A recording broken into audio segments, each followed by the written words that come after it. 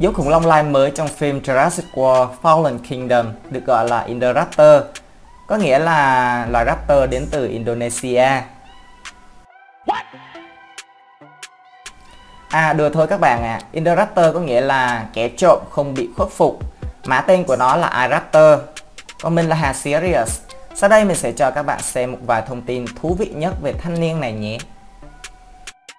Kích thước và trọng lượng. Indoraptor cao khoảng 3,1m và dài 7,3m, nghĩa là nó vẫn nhỏ hơn nhiều so với T-Rex, cao 5,2m và Indominus Rex, dài 12m. iRaptor nặng 1 tấn. Tầm nhìn trong đêm. Indoraptor có thể nhìn rõ vào ban đêm. Điều này khiến nó trở thành quái vật phản diện đáng sợ cả đêm lẫn ngày. Các năng lực. Indoraptor được cho là sinh vật nguy hiểm nhất từng sống trên hành tinh, nghĩa là nguy hiểm hơn cả iRex. Nó được lai tạo ra chủ yếu dành cho những khách hàng tiềm năng, thế nhưng nó cũng là một con quái vật cực đáng gờm. Sức mạnh và khả năng chiến đấu. Indoraptor mạnh hơn đáng kể so với hầu hết các loài khủng long chân thú cỡ trung bình. Nó có thể leo trèo trong tư thế thẳng đứng dù cho cơ thể nặng tới 1 tấn, và cũng có thể chạy nước rút với tốc độ nhanh kể cả khi mang theo 2 người đàn ông trưởng thành. Nó có thể dễ dàng trấn áp một con raptor, cụ thể là Blue. Trong phim, nó đã dễ dàng hất Blue văng khỏi chân của mình. Tiến sĩ Wu nói rằng con Indoraptor mà chúng ta nhìn thấy, biệt danh Hot Rod, là mẫu đầu tiên được lai tạo. Tốc độ và sự nhanh nhẹn. Indoraptor có thể chạy với tốc độ cao dù cho phía trước có nhiều chướng ngại vật. Nó sẽ dùng cả 4 chi khi đang tăng tốc, tương tự như một con báo, và có thể chạy với vận tốc lên đến 40 cây số trên giờ. Như vậy, iRaptor cực kỳ thích hợp để di chuyển trong các con đường tại Việt Nam. Ẩn thân chi thuật. Khả năng ngụy trang của nó tốt hơn loài Velociraptor thông thường vì nó mang một sắc đen dễ ẩn mình trong các vùng tối để phục kích con mồi. Nó có thể bắt lấy một người mà không gây ra nhiều tiếng ồn. Sức chịu đựng và độ bền. Cơ thể bền bỉ của nó có thể chịu được các đòn tấn công của Blue và đạn được bắn từ Owen, được chứng minh khi nó có thể quay trở lại công việc của mình rất dễ dàng. Trong khi Velociraptor có thể bị hạ gục bởi đạn từ súng ngắn được bắn chính xác, thì Indoraptor lại thản nhiên nhún vai trước hỏa lực súng trường có công suất lớn đến mức nghe rõ tiếng đạn rơi ra khỏi vị trí mà nó ẩn nấp. Khả năng leo trèo. Không rõ nó có thể bám dính vào tường hay không, nhưng chắc chắn nó là kẻ leo trèo rất cừ. Điều này có thể nhờ những móng vuốt sắc nhọn của nó để giúp bám chặt vào tường. Lực hàm. Hàm của nó có thể cắn đứt cánh tay của một người trong thời gian ngắn, cũng như có thể nâng một người đàn ông trưởng thành khỏi mặt đất. Bản chất di truyền của nó chưa được xác nhận, nhưng có thể chứa gen của Velociraptor, Indominus Rex, nghĩa là cả gen của khủng long bạo chúa Giganotosaurus, Majungasaurus, Rugos và Therizinosaurus. Họ hàng của cá sấu là Deinosuchus hoặc Abelisaur, có vảy và không có nướu răng.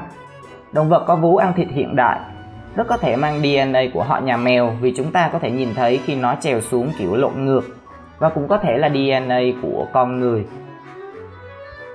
Indoraptor là con đực. Giới tính là một lý thuyết xã hội, nhưng nó vẫn được tính đến trong loạt phim về kỷ Jura, để cho người hâm mộ có thể bất ngờ khi phát hiện ra điều này. Vì vậy nên tiến sĩ Wu đã hoàn toàn từ bỏ ý tưởng tạo ra loài khủng long chỉ có giới tính là cái. Một vài chú thích đã xác nhận rằng Indoraptor thực sự là một con đực. Cá nhân mình nghĩ vì phần trước Indominus Rex đã là con cái rồi, nên giờ đạo diễn cho Indoraptor là đực rựa cho nó mới.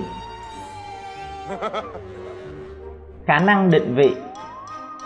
Giống với loài cá heo, dơi và các động vật khác, Indoraptor có thể sử dụng hệ thống giống như sóng siêu âm để phát hiện và xác định vị trí đối tượng bằng cách phát ra âm thanh the thé phản xạ từ đối tượng trở lại tai của nó, cho phép nó định vị con mồi ở nơi tối nhất và hoạt động tuyệt vời giống như một kẻ có thể săn mồi vào bất cứ thời gian nào trong ngày.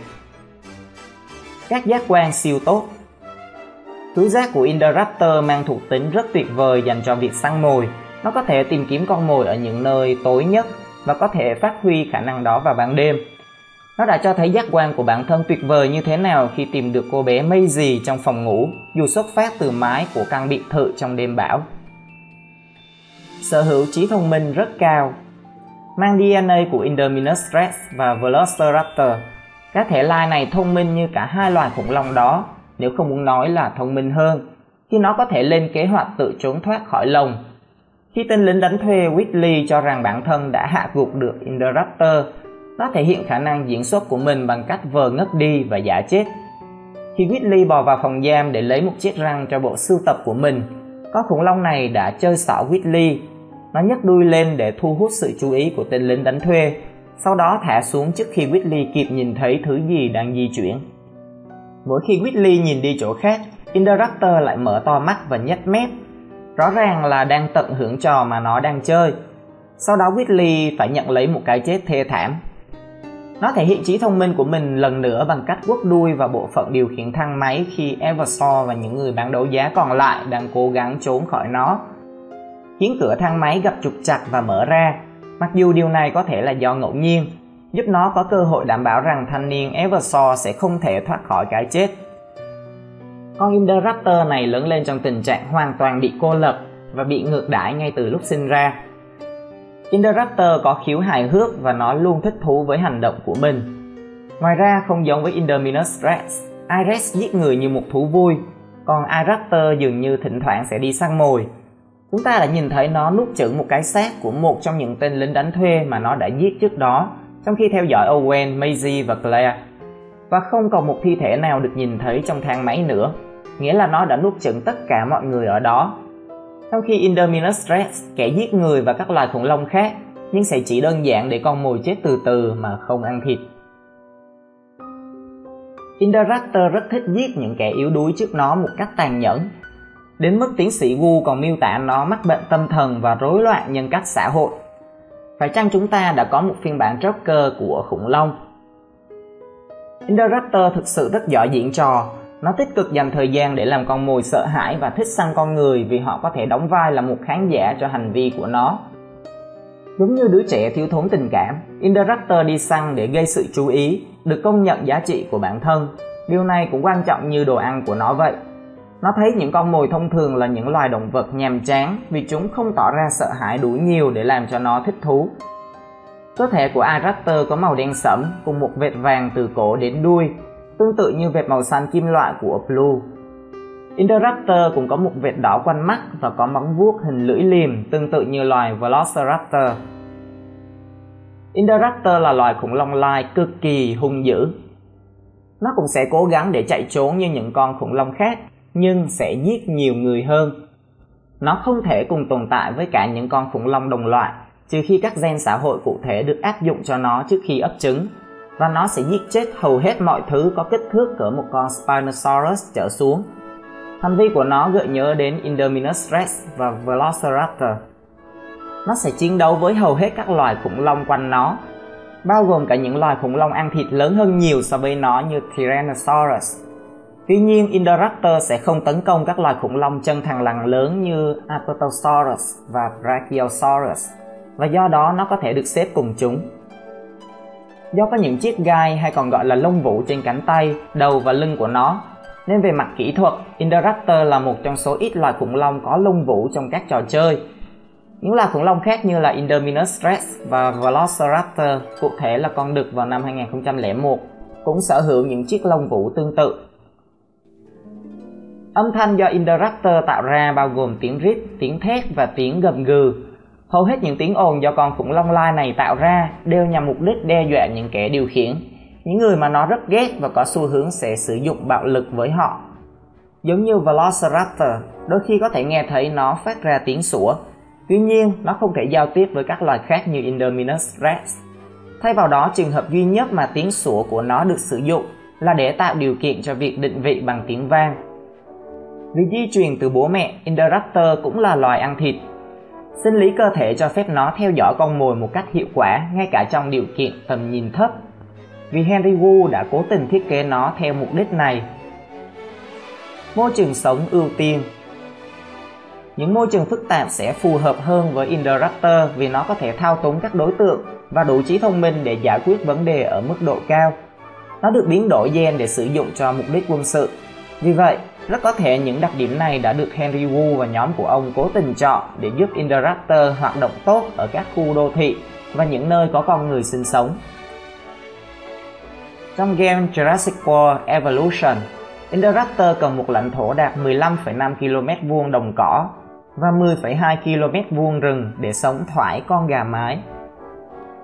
Loài khủng long này tình cờ cũng có 2 chân, có thể đi bằng 2 chân hoặc 4 chân khi cần thiết. Nó thường có xu hướng đi bằng 4 chân hơn và thường đứng lên bằng 2 chân khi cần quan sát môi trường xung quanh, thỉnh thoảng mới chạy bằng 2 chân. Khi sử dụng 4 chân thì nó mới có thể phi nước đái được. À không, ý mình là phi nước đại. Đuôi của Indoraptor mỏng, dài và rất linh hoạt. Nó chiếm khoảng 1/3 chiều dài của cơ thể. Chiếc đuôi rắn chắc cùng với sự linh hoạt, tương tự như Velociraptor. Đuôi chủ yếu có chức năng giữ thăng bằng khi chạy, nhưng có thể được sử dụng như một vũ khí trong một số trường hợp do sức mạnh và tính linh hoạt của nó. Tương tác hệ sinh thái. Không có hệ sinh thái tự nhiên nào được biết đến là dành cho Indoraptor vì đây là loài được lai nhân tạo. Nếu nó được thả về tự nhiên, nghiễm nhiên sẽ trở thành kẻ săn mồi của các loài động vật vừa và nhỏ. Nó cũng được biết là sẽ ăn thịt người, nhưng các động vật có vú thông thường khác như dê và gia súc cũng có thể là con mồi tiềm năng. Trong game Jurassic World Evolution, Indoraptor có thể là vật chủ cho giun móc ký sinh. Nó dường như đã bị nhiễm vi khuẩn gây bệnh dẫn đến các tổn thương cũng như các vấn đề sức khỏe khác trên cơ thể. Những sự thật thú vị về Indoraptor đã hết. Mình sẽ còn làm tiếp các video về những loài khủng long nổi tiếng khác. Vì thế các bạn đừng quên bấm đăng ký nếu yêu thích chủ đề này nhé. Xin chào tạm biệt.